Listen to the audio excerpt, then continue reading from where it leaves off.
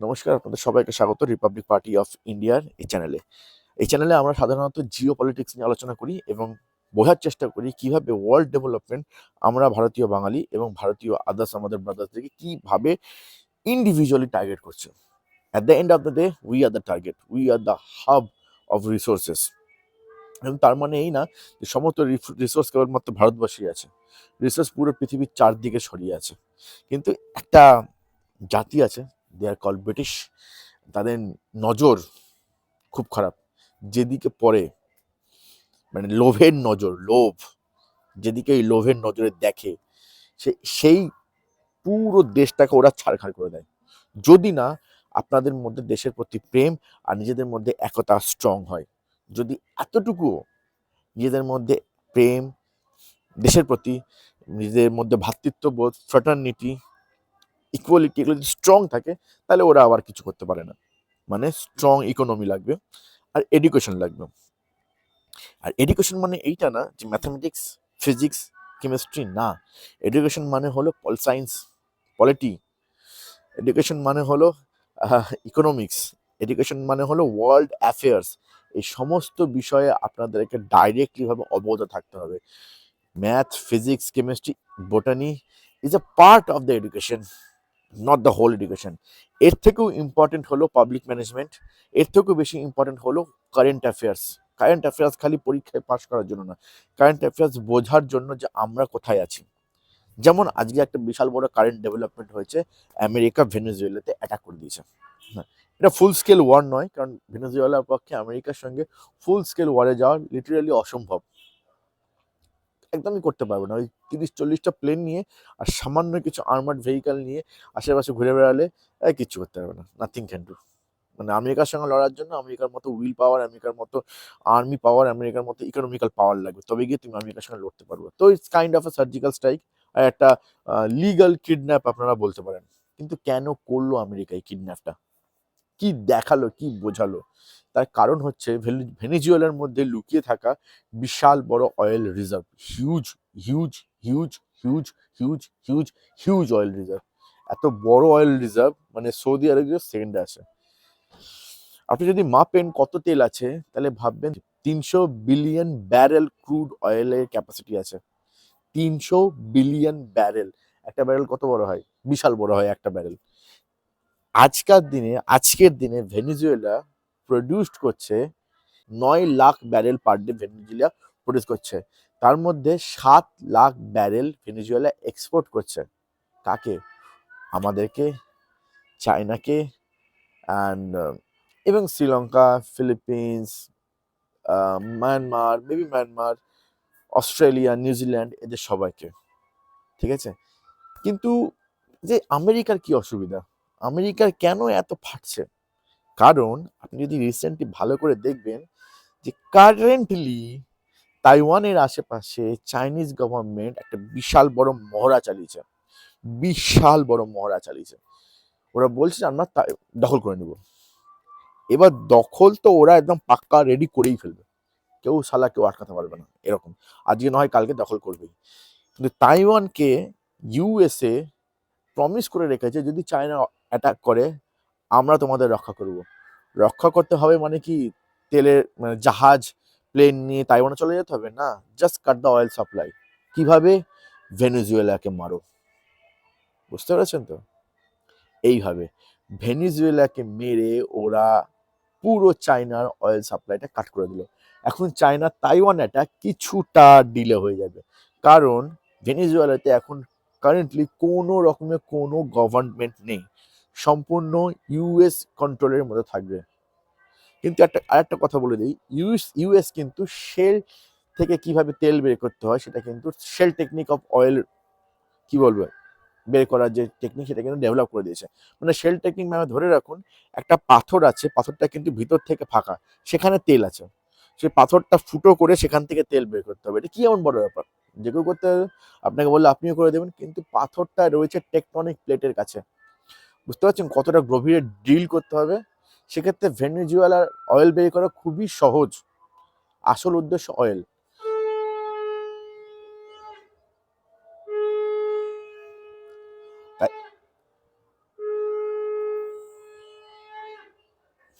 জয় শ্রীকৃষ্ণ। তাহলে আমাকে একটা কথা বলুন, কোনটা বেশি, যেটা বেশি সহজ সেটা বেশি করবে? ভেনেজুয়েলার কাছে কোনো রকম আর্মি নাই, কোনো রকম এয়ারফোর্স নাই, কিচ্ছু নাই, মানে ওদের ক্যাপিটাল সমুদ্রের ধারে, যাও গিয়ে মারো, তেল বের করো, নিয়ে চলে আসো, সিম্পল, কোনো রকম কোনো প্রবলেম হবে না, তেল বের করে থাকো।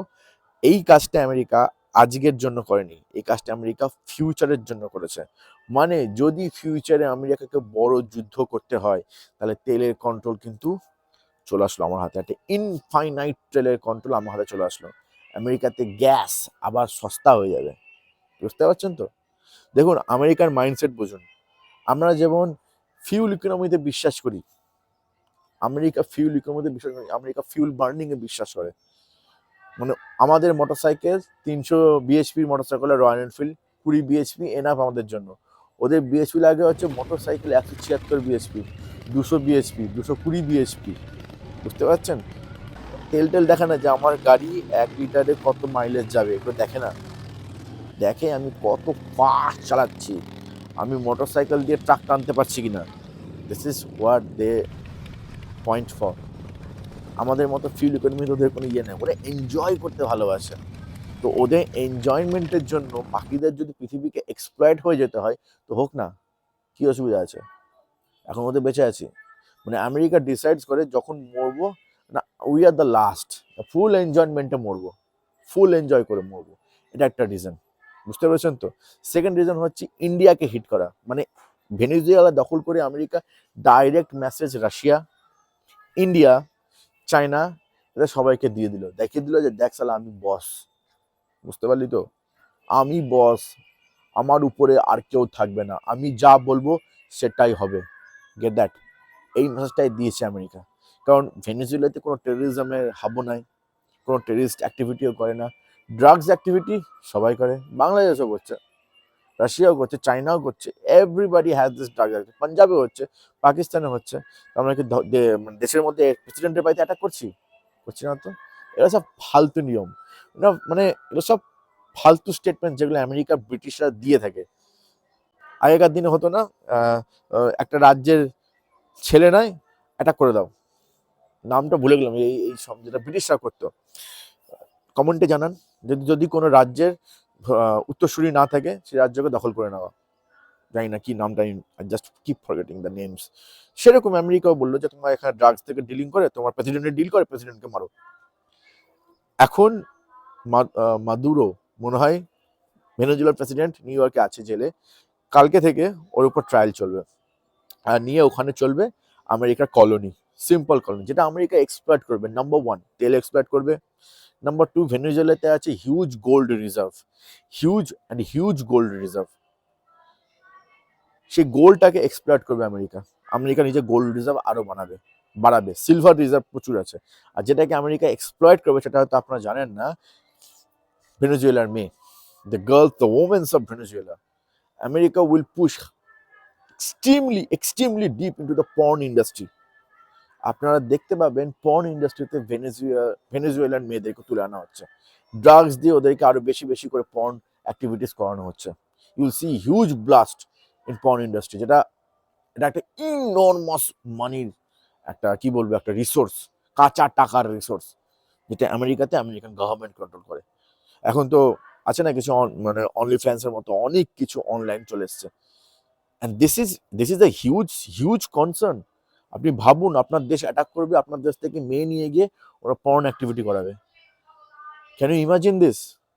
ভাবতে পারছেন না, না? জিনিসগুলো এতটাই খারাপ, জিনিসগুলো এতটাই খারাপ। তাই জন্য আমাদেরকে স্ট্রং হতে হবে, ইকোনমিক্যালি স্ট্রং হতে হবে, ফাইন্যান্সিয়ালি স্ট্রং হতে হবে, ইনোভেশনে স্ট্রং হতে হবে।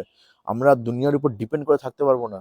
কারণ আমেরিকা, রাশিয়া বা চায়না হোক, সবাই আমাদেরকে কনজিউমার হিসেবে দেখে, যখন তখন লুটে নিব।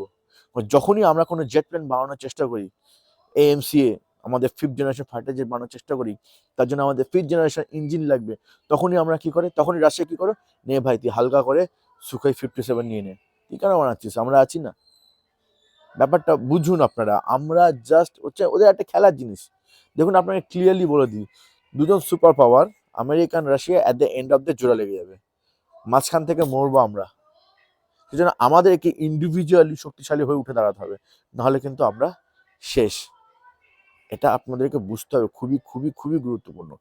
দেখার বিষয় যে সোনার দাম বাড়ছে কিনা, তেলের দাম বাড়ছে কিনা। যদি তেলের দাম সোনার দাম বেড়ে থাকে তাহলে ভাববেন যে নিউ কারেন্ট অর্ডারে America is controlling the entire gold and entire oil market.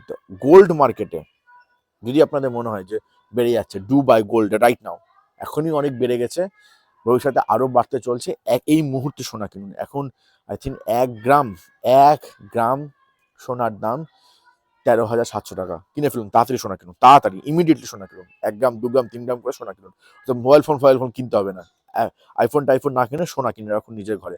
ভবিষ্যতে ইনভেস্ট করবেন, টাকা পাবেন ক্যাশ, ডাবল ট্রিপল ইনভেস্টমেন্ট, মানে প্রফিট চলে আসবে ইনভেস্ট থেকে। সোনা কিনুন, 1,70,000 টাকা দিয়ে আইফোন না কিনে 1,70,000 টাকা দিয়ে সোনা কিনে নিজের আলমারিতে রাখুন। যখন সোনার দাম 3 গুণ বেড়ে যাবে তখন ইয়ে করে নেবেন। দেখুন, আমাদেরকে স্ট্রং হতে হবে। সেকেন্ড থিং হচ্ছে, আমরা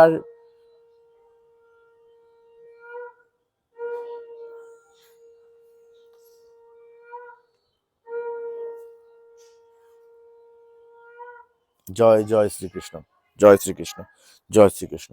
আমরা সেকেন্ড থিং যেটা বলছিলাম, আমরা আর ফিউলের উপর ডিপেন্ডেন্ট হয়ে থাকতে পারবো না। সেজন্য আমাদের ইনোভেশন করতে হবে, আমাদেরকে হাইড্রোজেন ফিউলে মুভ করতে হবে। ইলেকট্রিক্যাল ভেহিক্যাল কিন্তু না, কারণ ইলেকট্রিক্যাল ভেহিক্যালে ইলেকট্রিসিটি চার্জ করার জন্য ওদিকে কিন্তু কয়লা অথবা পেট্রোলিয়াম জ্বালাতেই হয়। হাইড্রোজেন ফিউল হচ্ছে বেস্ট। নিতিন গাডকারি আমাদের পরিবহন মন্ত্রী, উনি কিন্তু হাইড্রোজেন ফিউল কার চালায়। ইন্ডিয়ান রেলওয়ে কিন্তু হাইড্রোজেন ট্রেন অলরেডি বানিয়ে ফেলেছে। তা আমরা কেন ডিমান্ড করছি না গভর্নমেন্টের কাছে যে আমাদেরকেও হাইড্রোজেন ফিউল কার দাও? কতক্ষণ লাগবে? মেবি 2 বছর 3 বছর সমস্ত পেট্রোল পাম্পে একটা করে হাইড্রোজেন পাম্প বসাতে, বাস দ্যাটস ইট। হাইড্রোজেন পাম্প বসালে আপনি জানেন কত টাকা হাইড্রোজেন পাবেন? মেবি 25 টাকা লিটার, খুব বেশি হলে। গাড়ির রেঞ্জ হয়ে যাবে এক্সট্রিমলি, মানে মাইলেজ আপনি সাংঘাতিক বেশি পাবেন, সাংঘাতিক বেশি। মানে ধরুন 1 লিটার হাইড্রোজেনে আপনি হয়তো আপনার বড় গাড়ি মেবি 30 কিলোমিটার 45 কিলোমিটার এরকম যেতে পারে, বড় গাড়ি মানে এসইউভি কথা বলছি। এতটা হতে পারে। তো কেন আমরা হাইড্রোজেনের দিকে মুভ করবো না? যখনই আমরা হাইড্রোজেনের দিকে মুভ করবো না, প্রথমে আমেরিকা হালুম করে আসবে, কিছু করতে পারবে না। আমাদের কাছে শক্তপোক্ত স্টর্ম, মানে এয়ারফোর্স, আর্মি, নেভি আছে, আমরা মারতে পারবো। আমেরিকা না মার খেতে ভয় পায় অহেতুক অকারণে, ঠিক আছে? একা একা মার খাবে, সেটা করতে পারবে না, ঠিক আছে? তো ওরা হালুম করবে, স্যাংশন মারবে, নিয়ে কিন্তু চুপচাপ বসে যাবে। ওটাই হবে আমেরিকার পতনের প্রথম ধাপ। আমাদেরকে হাইড্রোজেন ফিউলের দিকে মুভ করতে হবে, তার জন্য লাগবে ইনোভেশন। যদি কোনো যাদবপুর ইউনিভার্সিটি অথবা শিবপুর এনআইটির ইঞ্জিনিয়াররা দেখে থাকো, প্লিজ, মেকানিক্যাল ইঞ্জিনিয়ার দেখে থাকো, প্লিজ তোমরা জয়েন্ট হয়ে একটা দয়া করে 100 সিসি, আমি জানি না, maybe it is possible not to measure engine in hydrogen fuel in CC, একটা ছোটোখাটো একটা হাইড্রোজেন ইঞ্জিন বানাও ভাই, যেটা দিয়ে অ্যাটলিস্ট 2 হুইলার গাড়ি চালানো যায়। প্লিজ, এইটুকু তোমাদের কাছে আমার রিকোয়েস্ট, প্লিজ একটা হাইড্রোজেন ইঞ্জিন বানাও, তাতে করে আমরা বেঁচে যাবো। কাওয়াসাকি বানাচ্ছে, তোমরা বানাও হাইড্রোজেন ইঞ্জিন বানিয়ে সোজা সোজা চলে যাও প্রধানমন্ত্রীর কাছে। প্লিজ এটা করো, নাহলে কিন্তু আমরা ভবিষ্যতে শেষ হয়ে যাব। এইটুকু তোমাদের কাছে রিপাবলিক পার্টি অফ ইন্ডিয়ার অনুরোধ, একটা ছোট্ট হাইড্রোজেন ইঞ্জিন বানিয়ে রাখো নিজেদের হাতে, দয়া করো আমাদের উপরে, বাঙালির উপরে। তোমরা এত পড়াশোনা করছো, Durgapur NIT, Jadavpur NIT, Siliguri engineering college, তোমাদেরকে বলছি প্লিজ দয়া করে একটা হাইড্রোজেন ইঞ্জিন বানিয়ে দাও আমাদেরকে, খুব জরুরি, খুব জরুরি, প্লিজ করো।